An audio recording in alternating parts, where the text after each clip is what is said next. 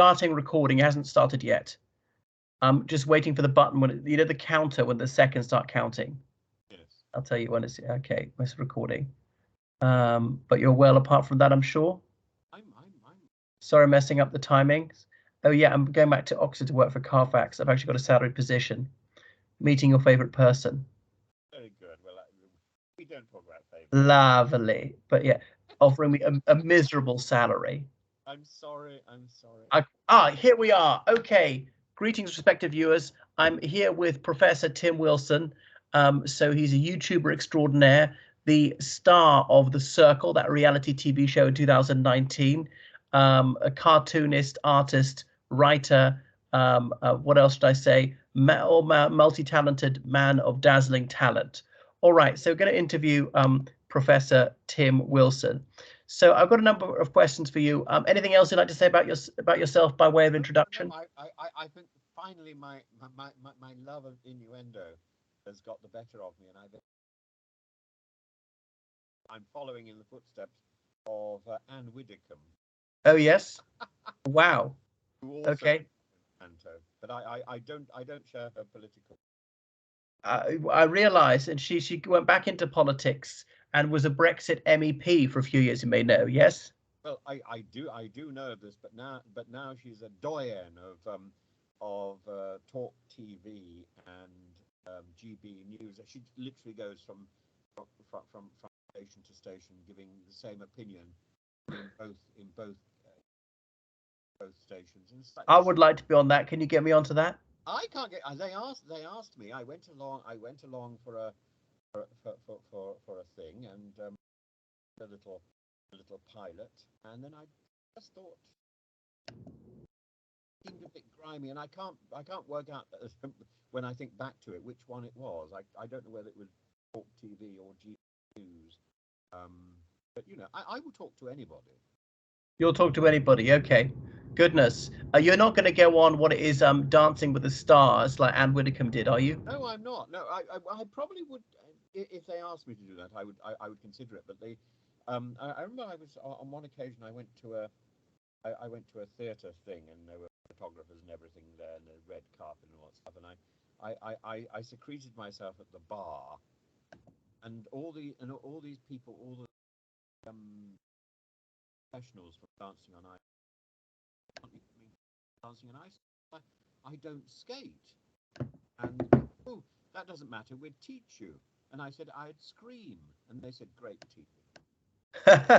Well, and I thought, you know, for a haemophiliac, I don't think Dancing on Ice is really my thing. Drama is conflict. They want things to go wrong. I mean, you probably know I was a star of Romanian reality TV many moons ago. Yes. Do we should trade reality TV disaster stories, but yours wasn't as alarming as mine, I think. No, it wasn't, but it was going back to my flat to find a woman I'd never seen before in my life, didn't tell me who it was going to be, and having to share that with her for a week. Yeah. Okay. So anyway, right. So question number one, how do you manage to be such an extraordinarily successful YouTuber? Well, I don't think I am. I'm just tenacious. As you may know, our paths have crossed professionally, so we, you know, I think I'm very good at self-discipline. Right. So I set myself the task of making X number of videos a day, and I did that. But the YouTube algorithm is comprehensible, and I there was a Russian fellow I was speaking to today who was trying to explain it all. There was a point, although I'm really interested, and although I'm really eager to learn more, my eyes are drifting off, and I'm lost. I'm lost because I don't understand it, and so if I'm successful at all, it's by accident, not. But I would like to be better. You're too self-effacing, but you did that one, how to write an essay, that got 5 million hits.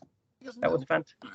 No one knows how to write an essay, so I plugged a gap, and what's interesting is I think it's still being used, and I mean I've thought occasionally I should go back and tidy it up, but it's so difficult to do that, and I've done a few follow-up things which haven't had that sort of traction, but I am planning to do some other things based on English. Right. Okay. What else was I going to say about based on English? Yeah. Okay. So that's about YouTube channel. I mean, okay, it's frequency of posting, maybe good visuals. You got a good camera, good microphone. I've got a good microphone, but every so often it stops in the middle of a video, and then people say, "Oh, you got to watch your microphone. Got to watch your microphone." And I only see it on the comment section because I don't play back my videos after I've made them. I think they're out there, they're gone, and I don't sit. I've got too many things to do to sit sort of onanistically looking at my own videos.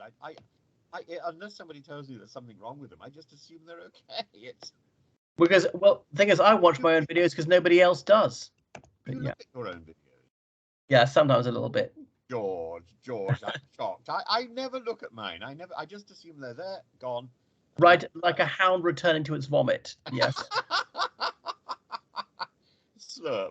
That is how the late unlamented J. Enoch Poll of unhappy and inglorious memory described keeping a journal. But anyway, so frequency of posting, and I can't think even my attempts to keep a diary, I've never reread the rubbish, and most of the time I can't read my writing after I've written. I just assume writing something down is a way of committing it to my memory, and then I put the pieces of paper in a particular place, and I know if I really need them again, I can find that place. Everything comes back. That's my that's my memory loci thing. Well, often I want to sort of redo it or change it around a bit or blah blah blah. Yeah. Yeah. I don't. I think that's an indulgence. I think you just do it, get it out there. It's the record. It's a moment in time. You think of James Joyce drafting and redrafting, only published about 5 novels, but they're seen as magnificent, as just epoch making. Magnificent and unreadable, George. Magnificent and well, some of them are. All right, all right. Well, Finnegan's Wake is. Ulysses. You just cannot plough through that. I've got about 3 copies. Or in fairness, I've never actually read it. I do want to be in Dublin on Bloomsday once. I was in Bucharest on Bloomsday, and they had a reading from Ulysses there in Romanian, though. Very good. All right. So your Romanian is good, isn't it? Yes, not as good as it was because I left that country, my God, 12 years ago. So I got very little chance to practice it. But, you know, it's there deep down. You know, they say you never really forget. It's like writing about it. It needs to be reawakened. Right. George. The other day I was talking to somebody from Russia, and I met them in a shop, and I thought, I can talk to you. And I suddenly realized I couldn't think of anything to say. And I tried opening my mouth, and all that came out was a bit of Greek. It was like a... Yeah, I've had that when I was in Latin America trying to speak Spanish, and so rather than saying "y" for "and," saying "und," because I was used to speaking German or whatever. If I try to speak Spanish now, I accidentally speak Italian. It used to be the other way around. We have a default foreign language, don't we? So we know we're not speaking English, and what comes out is our default foreign language. Mine is Greek. Goodness, I didn't know you said Greek. Because you spent a few years in Greece, no? I spent about 10 years in Greece. I had quite a dramatic time there, and I remember a Greek friend telling me when I'd had a real blarney with in a Greek bank, and I said, just don't try winning an argument. Don't try having an argument in Greek. You will never win. They will always get the better of you. And I thought, you're quite right. If I want to get really angry, I just go into English. You know, but I did learn how to argue in Greek, and I think that's the big that's the big decider. Can you get angry in a foreign language? Yeah. Oh my goodness. Well, that's what if you want to hear someone's real accent, make that person lose the cool. People. My accent. I did have a wonder. So you know about our issue with torture, I think, and all this business with my partner was Greece by the Greek Coast Guard. And we took the case through the European Court of Human Rights, which is one reason why I'm so passionate about migration. And and at one point I telephoned the Greek Coast Guard to try and get some information.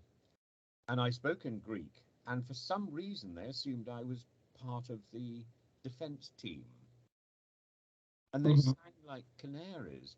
And I explained this to one of my friends, and they said, "Oh, well, that's because you have a Peloponnesian accent. You don't sound as if you're from Athens."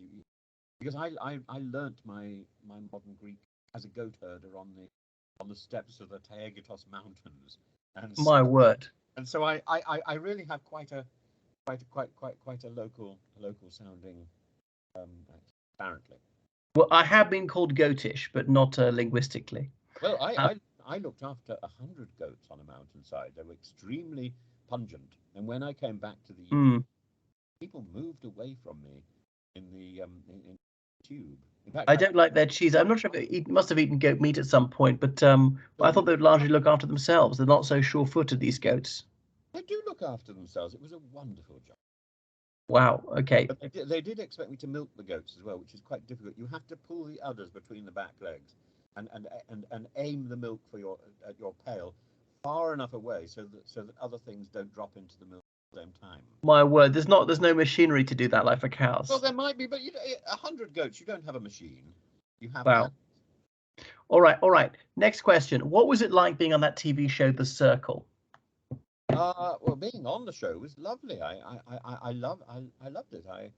Um, I think they didn't realise I was quite comfortable with cameras. I'd done a lot of filming in Greece. I'd made films. I'd been a director and a designer of films for quite a long time, and I'm an animator, so I'm very interested in how things move.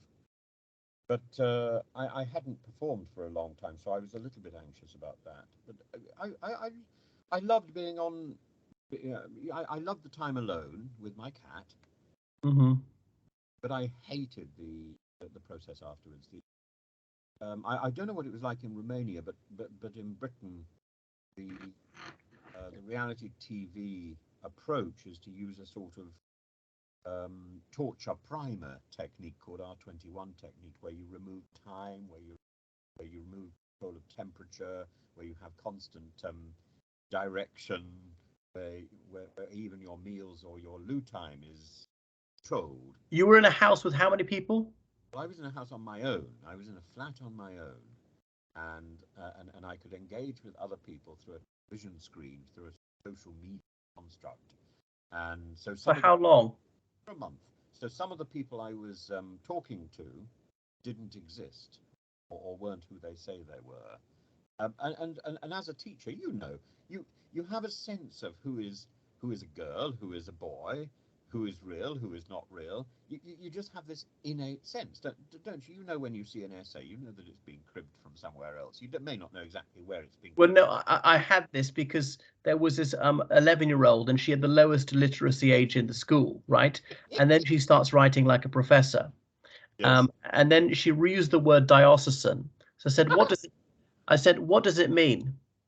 You Yes. don't know what it means. You used it correctly here. Okay, spell it. Spell it.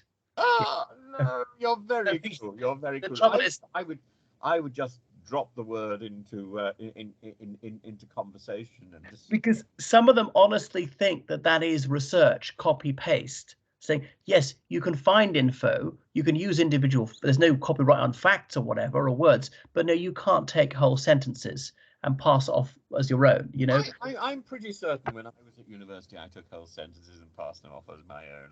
It was where you put the quotation marks which mattered. I Well, it's attribution, that's fine, but don't pretend somebody else's verbal construction is your own. You've got to do at least a little bit of paraphrasing. And that's, I've never studied intellectual property law, but I always wonder how much do you have to change it before it's no longer plagiarism? Uh, don't know. okay, I don't know. so I'm a, the I'm a, circle. I'm a dreadful mimic, George. Do you know this? I don't think I do actually. No, well, I once had accommodation when I was at Oxford in the Catholic chaplaincy. Do you know that place? I do know it is, yes. Hmm. And at the time, the Catholic chaplain was a man called Father Walter Drum, and he was a slightly portly man. And I'd come home, I'd come back to Oxford early because I'd had a bit of a thing with my father, and the phone rang, and I picked it up, and I thought, oh my God, maybe it's my father. So I have to disguise my voice. I said, hello, Father Walter Drum, and the person on the other end said, oh, How strange, he's here too. I Mhm. put the phone down very quickly. And when he arrived, he didn't question me. I was the only person around. I have no idea. Anyway, yeah, but Mhm. go on. Okay, I see. Goodness. But didn't it drive you nuts being locked at that house? No, I enjoyed it. I mean, I was a monk at one point, so I'm quite I comfortable. didn't know that. Tell. I was a monk before I went to Oxford. I was a monk. Really, where? I down in Surrey, where all the best monasteries are. So, what was the monastery called? Well, technically, I suppose it wasn't monastic, but it was contemplative, or it tried to be contemplative. It was Rosminian. Roswinian. Rosminian from Rosminian, never heard of them. Okay. Antonio Rosmini Sabato, who was a 19th century Wow. Italian priest who was about to become a cardinal, and then he fell foul of the Risorgimento, and everything went dreadfully wrong So, for him. so you were a monk for how long? About 18 months, I think. My word. So you went into that straight from school, did you? No, I went to university first. I went to St Andrews first, and then applied to Oxford. I was accepted, and the master of my college died and hadn't kept a record, so I couldn't go. And I thought, oh God, what am I going to do? So I became a monk. So, but you graduated from St Andrews first of all. No. I just did a year in St Andrews, and then I became a monk, and then I reapplied to Oxford, and I had no idea. So, but you. I got thrown out of my monastery for applying to Oxford without their permission, and they were very clear about that. If you can go to Cambridge next year with our permission and with our approval, or you can go to Oxford. I thought, Cambridge, not in hell. Now I think Cambridge is the most wonderful place. I think Cambridge is like Oxford used to be. Wow. Okay. So that there you are as a monk. I mean, because being cut off from society really doesn't seem you. But it's lovely. Most of my days I sit at my office desk, which is very small. I'm in a sort of very small utility room with the cat. I don't know whether you can see, but the cat is over there. This is the extent of my space. My space is very small, and I don't speak unless I'm speaking. Wow. That's it. I'm very happy with silence. Is a I healing. thought you were a chatterbox. Okay. Only when I'm forced into it. All right. All right. Like the nun who's taken a vow of silence. The moment you let her out, it's and today is my talking day. Well, yeah. I often have the. That's a song from the musical version of Falmouth. I didn't know that. Falmouth. Falmouth. By the way, okay. We're going to come to your acting later, but I've got the conversational pattern of a machine gun after coffee. But anyway, coming on to number 3, explain how the media company mistreated you after you're on the Circle. Well, it was very much after. I'm pleased you know about that. It's that manipulation. So having got control over my life for a month, they just continued that control, and it's very difficult. I don't think it's their fault. They just didn't know what else to do. And But you weren't paid to be on the Circle, or were you? No, I was given subsistence, which was about £70 a day. Oh, okay, but I thought the idea was that the media opportunities would follow. Well, that is certainly what I was told. So I was rung up on a very wet, rainy day in Cambridge, and I was headhunted, and I had about a week, 2 weeks to make a decision about whether or not I would do it. I was told not to talk to anybody, so I couldn't get decent advice. I didn't get a contract until I think the day before I went in the show, and even then, that contract was just extraordinary. It was there to intimidate potential agents, I think, rather than to stand up in court. And the level of manipulation just continued, and some of it was really nasty. I couldn't go back to my university. I couldn't do work for the BBC. Somebody wanted to give me an agent. I couldn't do that. They just stopped everything, and they kept me engaged with a potential show that I discovered had already been filmed in the US anyway. Oh my goodness. Okay, but was it not boring in that house because you couldn't read or write or anything, could you? I could read. I read not Dombey and Son. I read a Dickens. Could you not go out? We could be taken up to a roof garden, but we had to go up muffed like Princess Leia, and blindfolded and guided by What these hands. I did enjoy the journey being guided by somebody else's hands. wasn't a bit like prison? Probably, but my experience of prison is quite limited. Do you have an experience of prison? I didn't know this. You don't have an experience of prison. No, I don't. Curiously, My only experience of prison is in Albania, and that was very brief because I went in the wrong direction. I was expecting to go in the direction of Yugoslavia, and I went into Albania. And long story. Anyway, I was rescued by a very nice Albanian man. Put me how on. long were you locked up for there? Well, it seemed to me like months, but I suspect it was more than about days, more like 2 hours. But it was quite a shock to the system. My word. Okay. So anyway, you were involved in the United Kingdom Independence Party for a while. You were going to be a parliamentary candidate. Tell. I was a parliamentary candidate. You were. You I stood. Andrea Leadsom. Yeah, In, absolutely. in which year? Right. Oh God, 2016 or something. Right. I'd run up against her once or twice over student visas, which I felt were a foul thing. So as a student, you start your student career. Let's say you come to the UK to study GCSEs, and suddenly you're just starting your A levels, and then all your student visa has to be renegotiated. What a pain in the neck. Because it happens regularly, and then people are thrown out of the country because they're trying to manage their own accounts, and it doesn't matter if you apply for a student visa on, let's say, a Monday, your application will not be considered to have started until it's opened by the people in the Home Office. So if you have the right amount of money in your bank account on the Monday, it doesn't matter. By in 2 weeks' time, you have to have the right amount of money in your bank account, and by that point, of course, you may not have done your direct debit, may have gone out or whatever. I mean, this is what's insane.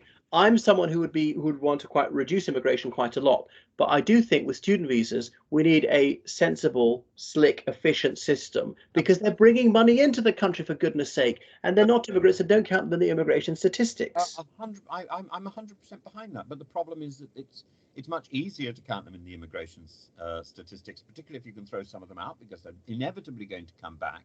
And it looks like you've had some immigration success, doesn't it? If your whole Home Office agenda is based on some sort of target, the students are an easy target because they're fully documented, unlike waifs and strays who are hidden in the black economy. So, but by the way, you never actually believed in UKIP's ideology, did you? I did believe in some of it. Yeah, I never believed in leaving Europe. But that's the core of it. That's what it's all about, no? Not the core of it. No, the core of it was about taking control and being being independent. Now that I felt one could do within Europe or outside Europe. I understood the arguments about leaving Europe. They weren't that significant at the time. I also felt that Europe was seriously wrong. I still feel Europe is seriously wrong. I've lived in Europe. You've lived in Europe. I knew how Yes. badly Europe treated. So which constituency did you stand in? Northampton South, I think. And what percentage of the vote did you score? I pulled out.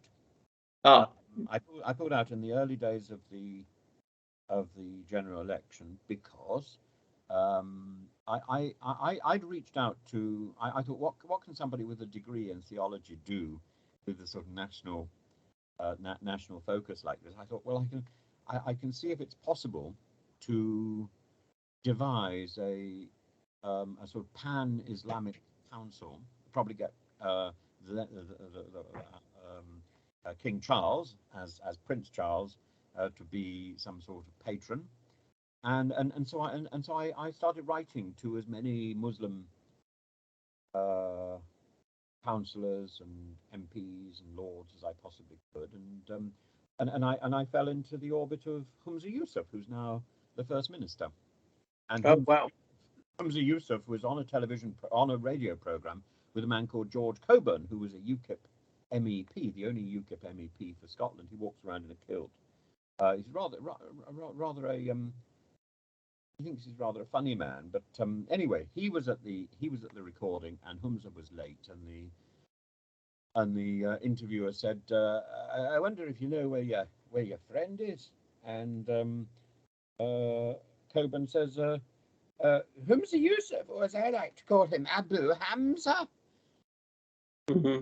And did you consider that rather racialist? I considered it outrageous. And Humza said, "What are we going to do?" And I said, "Well, I'll resign." And he said, "Let's go big." And I thought that was a terribly good idea. I ended up on the front page of the Daily Mail and What did, in the BBC. I did a sort of green screen spat with Mr. Farage, who said, "Why, it's just a joke." And I said, I said, you can't toss these things off as just a joke with a pint of beer." And I was mindful that maybe I was using rather colourful vocabulary. are there good people in UKIP? Oh, fundamentally, yes, but the top echelons, which is what I was able to identify. So my idea was that if UKIP could be dissuaded from leaving Europe, which I thought wasn't even on the cards, then maybe I should take it over. But and otherwise, if it really was racist, then I would expose it. It was racist. I exposed it, and the higher echelons of UKIP were made up of people from the the English Defence League, and they're all people with no hair. Another question. Tell us about your professorship in Russia. Oh my goodness! Well, that was a sort of accident. I was teaching in Russia anyway, and I was asked if I would teach in a university, and I thought that was terribly flattering. And they wanted me to teach in a university which was connected to education. So I was teaching teachers how to teach, and suddenly I found myself running the department. And Wow. it was only right towards the end of that time, in 2019, just before I did the reality TV show. I was invited to move from one chair to another, and I was shown my new chair of theology, which would have been lovely, and I was really looking forward to that. And Sorry, when you say chair, you mean professorship. You don't mean Yeah. literally as a chair. When they talk about the chair, that means an entire office with secretary and all these other exciting things. So I was trading one secretary for another, and one room for another, and then I did I did the circle and couldn't go back. Oh. So yes, I started off in the as a professor of I'm not sure whether I'm professor of English or professor of I think I was the professor of some sort of primary education. But you've been warned not to go back to Russia, isn't that correct? Yes. Why? Because I was outed on the circle. As gay. Yes, and Putin has quite nasty laws, and also I'd met one of the main Duma players, and quite a lot of the bigwigs. And this man is a man called Pyotr Tolstoy, and he was a foul man. He looked like a toad. I mean, he hadn't quite got all the pustules, but I suppose he'd grow into his personality in time. And My word. Now Speaker of the Duma. Something else I'd like to ask you. Okay, tell us about your acting experience. When I left university, while I was at university, I did a lot of.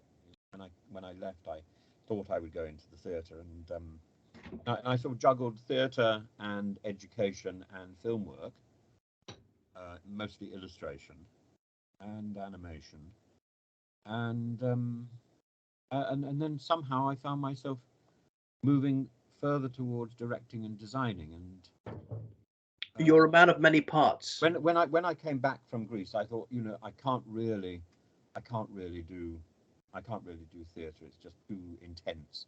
And so 20 years on, having done the circle, I thought, well, actually now is the time for theatre. And in the past, I was always cast as somebody evil. And I did a lot of Greek films. And I was always just sort of getting my head chopped off and stuff, and doing these horror films. And this is a very important book. Every page is smeared with blood. And so it's rather nice to have come back and to find I'm sort of genial and sort of Father Christmassy and do nice things. So at Christmas I was playing the old man in Dickens. I saw. And did you see it? Yes, I was there in the theatre. Did you see it? Yes, I told you I went to Epsom. I don't remember you coming. Yeah, but unfortunately we couldn't meet because you were gonna. I could meet you at the stage door, but I had to hurry home for something else. But anyway, Oh, will you be treading the boards at the Panto this coming Christmas? I don't know. At the moment, it doesn't look as if I am going to. There's talk about me doing a sort of polar. I don't know is the answer. And also, I've got some animation projects. Well, I sincerely hope you do. Anyway, Tim, we must meet in person. We've not met in person for absolutely years. It's shocking. Since then before COVID. But anyway, we met on the street. we met by arrangement. Oh no, was it actually was it early 2020 when there was a slight easing of lockdown or something?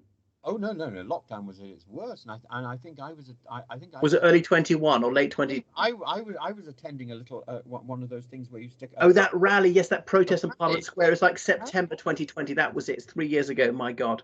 Okay. Well, Stephen, not Stephen. I call you Stephen. I was thinking about King Stephen. Well, Professor Wilson, may I say, it's been most illuminating to speak to you as always. Well, so I don't know that I've answered all your questions, but there we are. I think you have actually. All right. Let's say cheerio. Thank you very much. Bye bye. Bye. Bye. Bye.